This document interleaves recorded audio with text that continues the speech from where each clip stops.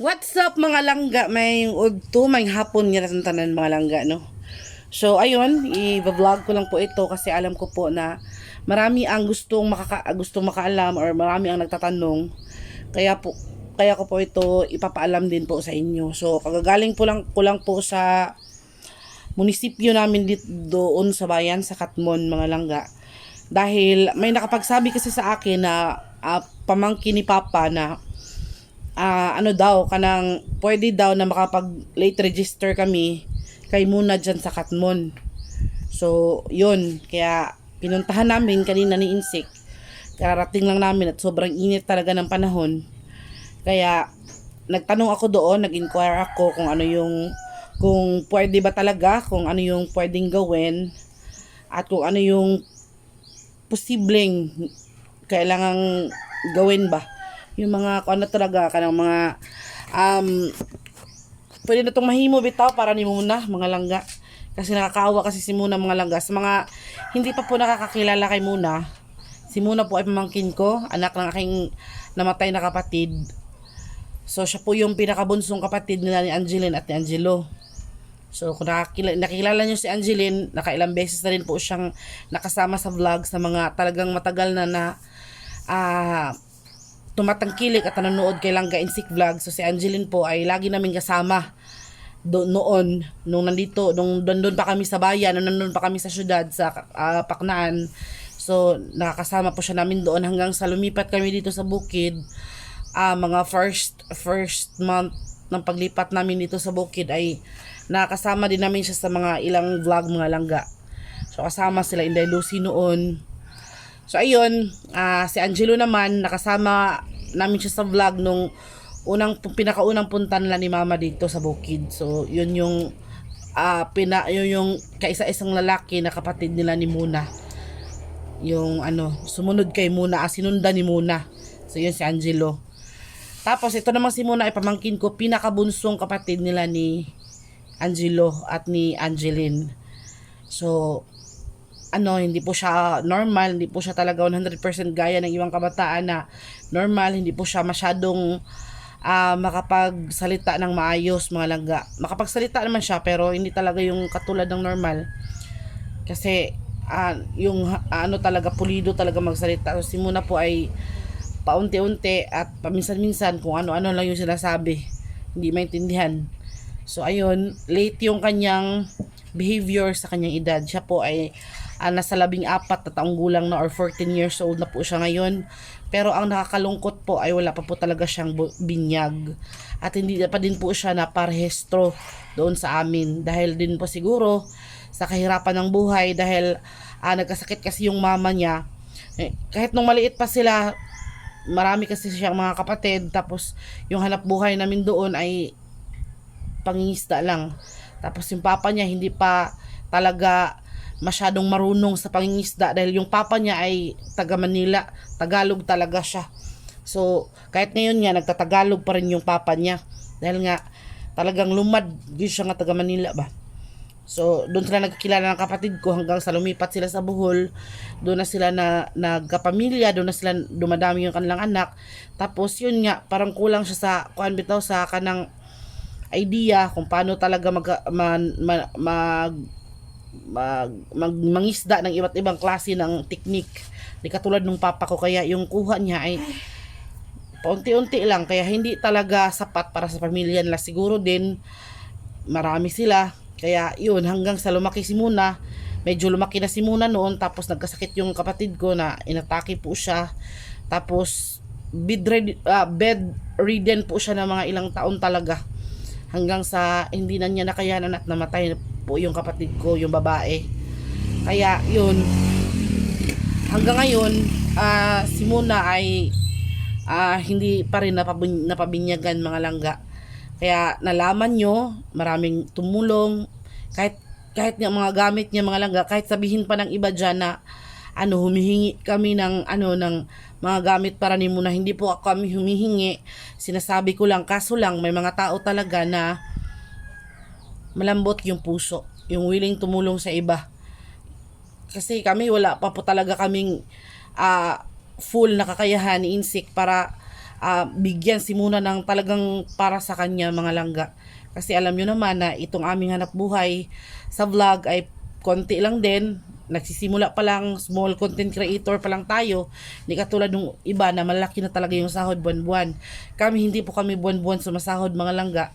Tapos paunti-unti lang, kaya yung ano talaga, sana gustong gusto ko talaga siyang bilhan ng mga gamit na gusto niya or mga gamit na para talaga sa kanya kasi dalaga na po siya, ay wala po talaga kaming kapasidad paunti-unti. Mabuti na lang at marami pa pong mga mabubuting loob, mga subscriber natin na talagang naluoy bitaw or naawa talaga sa sitwasyon ni Muna, kasi kahit panty or kahit sa kanya mga underwears, kulang na kulang po talaga siya noon.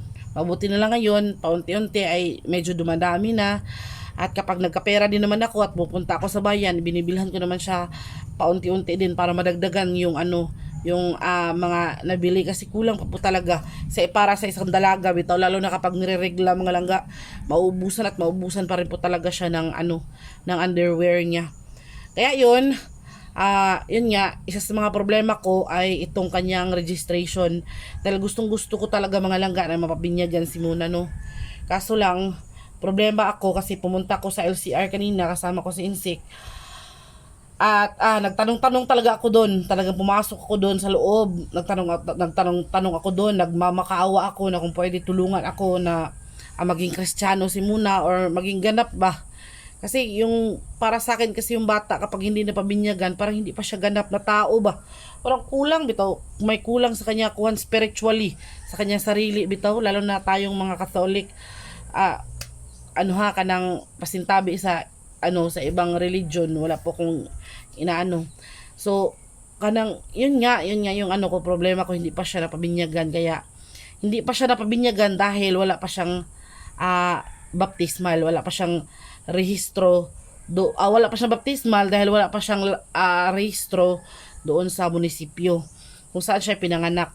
So ayun, yun nga, nakasagap ako ng balita na pwede daw pala ipa-register yung bata dito kung saan kami nakatira. So bali, dito yung address na niya kung saan siya na-rehistro. Kaso lang, nung pumunta ako doon, mga langga, nagmakaawa talaga ako doon na sana tulungan ako para naman mapabinyagan na si Muna. Kahit simpleng binyag lang, importante, kahit walang handa, basta importante mapabinyagan siya ng pare at maging ganap na siya na Kristiyanos. Yun lang talagang nakakapag ng puso ko. Kaso lang, ang sabi nila, hindi daw pwede na kami yung magpa-register dahil meron pa naman po siyang papa. So yung papa po, sa mga nagtatanong, yung papa po ni Muna ay nasa Buholang, nasa amin sa isla. So ayun, nandun din si Angelo, yung kapatid niya na lalaki. Tapos si Angeline ay nandito sa Cebu, baka sakali na nagkasakali na magkaroon ng magandang buhay, working student trabaho. Yun. So ang sabi nung hindi daw pwede na kami yung hindi daw kami na pwede na kami ni Insik yung mag process ng late registration ni Muna dahil may papa pa siya.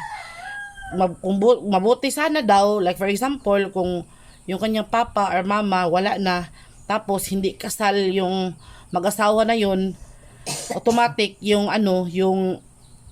custody ng bata ay papunta talaga sa side ng babae. Kaso lang, kasado mas lang lito man, no? Kasado na before namatay yung kapatid ko, kinasal po kasi sila. Tapos yung apelyido ni Muna ay dala yung apelyido ng papa niya. Tapos buhay pa naman yung papa niya, kaya kailangan talagang pirma ng papa niya. Tapos doon kung saan siya pinanganak, doon dapat i-rehistro si Muna. So yun, kailangan, pwede naman daw dito, pero kailangan papuntahin yung papa dito. At kailangan na merong katibayan na dito na sila nanirahan. So napakahirap no kung dito, kasi nandun yung papa niya, ang layo. Tapos yun yung napag-usapan na lang namin ni mama. Kasi marami pang marami pang requirement na kailangan. Ito yung binigay ng babae. So ito yung binigay niya na mga requirements na kailangan. So kailangan kumuha pa kami ng certificate of no record of birth issued by PSA. So doon sa lugar sa Bohol. Tapos affidavit for delayed registration or affidavit of two disinterested person who might have witnessed or known the birth of the child. So yun yung magulang, either mama or papa. Tapos kailangan ng bata, requirements ng bata, kailangan talaga nagpapatunay na doon talaga siya ipinanganak sa lugar na yun. Like for example, ay baptismal certificate. So wala man siyang baptismal kasi hindi pa man siya napabunyagan. Kung meron siyang immunization card or meron siyang school records, yung mga ganun, kailangan talaga ng patunay or ebidensya na or papeles na nagpapatunay na doon talaga siya nanirahan, pinanganak, or taga doon talaga yung bata. Kaya kung dito, napakahirap no kung dito namin i-register kasi wala naman siyang school records dito. Sa Bohol, may possibility pa na makakuha tayo ng immunization card niya, pero kailangan palagang halong-halongkatin pa yun kasi matagal na yung immunization niya, yung bata pa siya noon. Ngayon 14 years old na. Tapos yun, kailangan din sa magulang any two documentary evidence showing the identity of the parent such as but not limited to. Yun, kailangan ng papa valid ID, kailangan yung papa magdala ng birth certificate or valid ID. Tapos kung patay na yung mama, kailangan ay death certificate ng namayapang mama. Tapos kailangan din kumuha ng barangay certificate. Dami. Barangay certificate issued by punong barangay as proof of residency ng magulang. So yun, kailangan kumuha yung mga magulang ng barangay certificate. Kailangan yung kumuha ng barangay certificate issued by kapitan sa among barangay nga nagpapatunay na doon talaga sila nakatira at national ID. Yun yung kailangan. So ang dami mga langga. So imposible talaga na mapabinyagan natin siya dito. Kaya imposible talaga na marehistro dito. So kailangan na i-process yung registration doon sa Bohol. Tapos pwede naman siguro na kahit doon ang registration, dito na lang pabinyagan. So itatanong ko pa yan mga langga kasi hindi pa po ako nakapuntang simbahan. Yung munisipyo lang talaga yung pinuntahan ko kasi sabi nila pwede daw na doon talaga pwede dito i-register. Kaya nagbabaka sakali ako mga langga na pwede no. Kaya yun na dismaya ako na hindi pala pwede. Tapos kung kami naman daw ni insect, like for example malayo yung papa, kasi sabi ko na yung papa nasa malayo, tapos sabi niya pwede naman na kayo yung mag-represent na guardian, but kailangan talaga ng meron kayong papers or meron kayong legal adoption na legally inadapt nyo yung bata. So yun, so wala kaming ganun. Kaya yun na para akong nadismaya talaga. Kasi gusto ko talaga mga langga para kay muna na magdalaga siya na magiging Kristiyanos na siya, ganap siyang magiging Kristiyanos, tapos meron siya mga papeles. Yan ba parang hindi bitaw siya muryo-muryo bitaw mga langga. Alam niyo yung muryo-muryo? Yung walang papeles, yung walang ganun. Kasi kung sa papa lang talaga mga langga, I don't know. Hindi ko alam kung yung papa lang talaga yung yung aasahan. Wala talaga kasi sobrang hirap din ng buhay doon sa Bohol. Kasi alam nyo naman po na yung buhay namin doon ay pangingisda lang talaga yung hanap buhay. Lalo na ngayon na sobrang daalang talaga ng mga kuha nila doon. Kahit nga nangungumusta ako doon sa mga kapatid ko, walang ibang bukang bibig. Hirap sila doon kasi walang masyadong kuha yung mga mangingisda. Lalo na kung ipaprocess pa itong sa papa ni Muna. Kaya ang plano ko, kung meron tayong kung makaipon tayo hanggang sa June, uuwi po kasi kami sa June mga langga kasi si mama ko ay deboto ni Señor San Pedro. So yun, panata talaga niya na kahit saan man siya nakarating, kahit saan man siya pumunta, every June or every kapistahan ni Señor San Pedro ay uuwi talaga siya. Yung panata nila ng papa ko noon. Kasi lang patay na yung papa ko, pero tinutupad pa rin ni mama. Kahit nga noon nandun sila sa Manila, kapag kapistahan talaga ay umuwi talaga kami. Kasi one time na sila kanang hindi sila tumupad. Kasi yung isang ate ko nandun pa sa Manila, nakatira noon, pumunta kaming Manila. So hindi kami nakauwi ng kapistahan, nagkasakit po talaga kaming lahat. Tapos yung papa ko muntik pa mabulag. Kasi hindi namin alam, hindi makita yung papa ko ba nung time na yun. Kasi nga nag-promise sila na sa bawat kapistahan ni Sir San Pedro ay andun kami, uwi kami para sa kanyang kapistahan. So hindi man sila umuwi, sila sa mama, sila sa papa. So, yun. Nagkasakit kaming lahat doon sa Manila. Inilagnat kami ng mga kapatid ko. Tapos, si mama din, nagkasakit din. Tapos yung papa ko, hindi makakita. Yung ganun ba? Kaya umuwi agad kami nung nagkasakit mga langga. Kaya takot si mama. Kaya sinasabi niya talaga sa akin na magstay siya dito ng matagal. Pero, kailangan talaga naming umuwi ng June.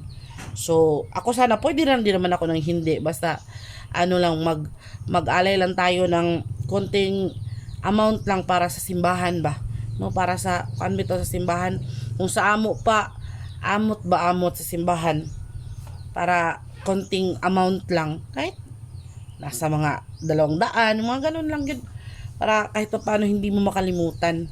Pero iba po talaga kasi yung mga matatanda, kung ano yung nakaugalian nila, yun talaga yung sinusunod. So yun, samahan namin si mama at si Muna na uuwi ngayong June, puhon.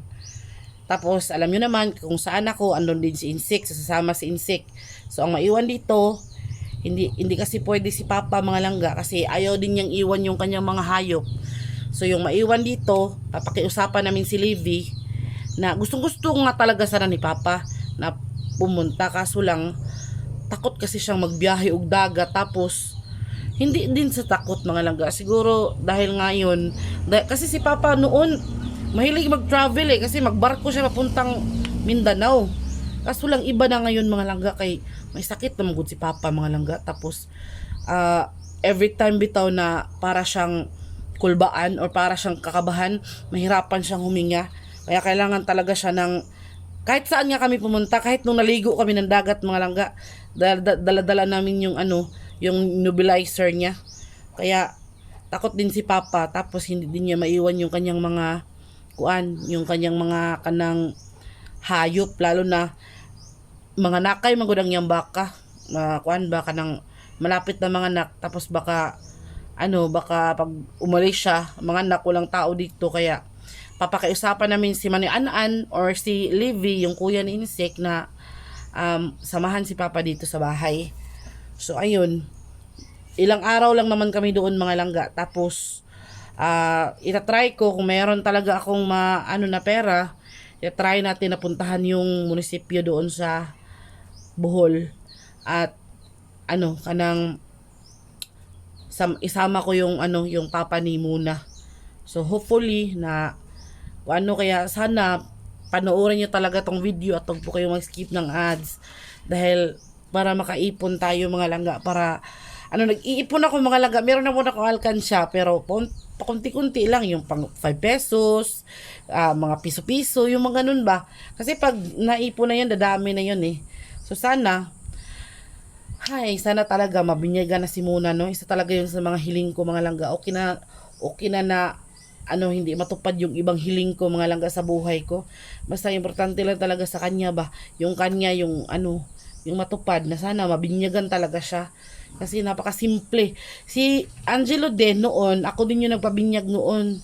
Dahil nga, ewan ko sa mga magulang, siguro, sana hindi na lang sila anak ng anak ba.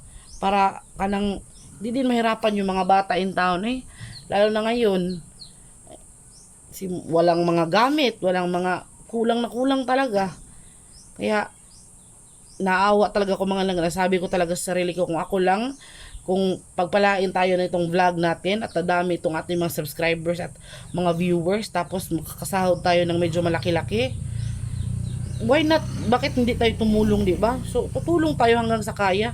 Gusto ko tulungan yung mga kapatid ko, yung mga ibang mga pamangkin ko na walang-wala din talaga, yung mga kapitbahay ko na mga matatanda na lang, hirap pa rin sa buhay talaga.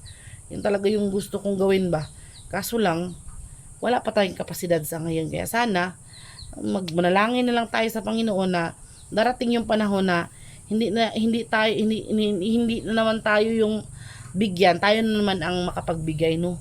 So nagbibigay naman ako doon sa amin mga langga kapag meron talaga akong pera, lalo na sa mga pinsan, mga kapatid ko, lalo na sa mga pamangkin ko talaga, yung mga maliliit na bata, yung walang mga kapasidad na ba na mahanap buhay para sa sarili, gaya nila ni Muna, nila ni Angelo, yung ganun. Lalo na si Mama andon. So hopefully, tapos ano ko si kung ma-process man gani ang registration ni Muna doon sa Bohol, papakiusapan ko yung papa niya na kung pwede dito na lang sa Katmon magpabinyag. So itatanong ko yan sa amin doon sa Bohol. Kasi gusto ko talaga siya mabinyagan, kasi kung matapos ng registration tapos binyag na naman yung problema, tapos si Muna maiwan doon, hindi pa rin yan mabinyagan mga langga. Kaya papakiusapan ko, hopefully sana pumayag yung papa niya na sana dito na lang at pabalikin si Muna. Kasi si mama mga langga, yun nga, uuwi kami. So yun, kaya parang naano ako mga langga, na-drain yung aking na-drain yung aking nga ko bitong kusog, kay para akong nakuan ba na naguul ko ba, nalungkot ako dahil hindi pala pwede. So dami pala kailangan gawin, no. Kaya gagawin na lang natin kung ano yung pwede mga langga. So meron din naman kasi silang sinusunod na policies, hindi naman pwede, pero plano ko na kung doon kami sa Bohol mag-process ng late registration ni Muna, magpapatulong tayo sa mga sa mga barangay officials na tatakbo this coming election, para hindi tayo masyadong pahirapan, kasi ang dami talaga nilang requirements na hinahanap, mga ganun. Kawawa naman yung bata ba, na lang sana kanang binyag lang sana yung gusto, or marehistro siya para mabinyagan, para makapag-aral. So mahirap ibigay dahil nga maraming requirements. Paano kung walang pangkuha ng requirements?